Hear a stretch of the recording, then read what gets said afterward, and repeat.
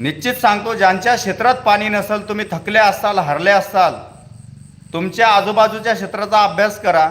ज्या ज्या शेतात, ज्या ज्या भागात पिंपळाची झाडं जास्त आहेत, उंबराचे झाडं जास्त आहेत, औदुंबराची झाडं जास्त आहेत, त्या त्या भागात पाणी भरपूर आहे. किती ड्राय एरिया असू द्यात तुम्ही,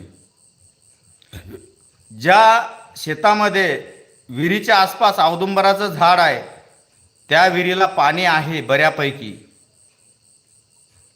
एका 25 वर्षाच्या पिंपळाच्या झाडात 5 इंच पाणी देण्याची क्षमता आहे, किती उन्हाळा असू द्या.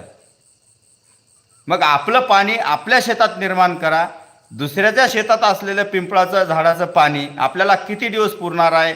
किती दिवस आपण दुसऱ्याचं उसनं घेणार आहोत? आपण स्वावलंबी झालो पाहिजे.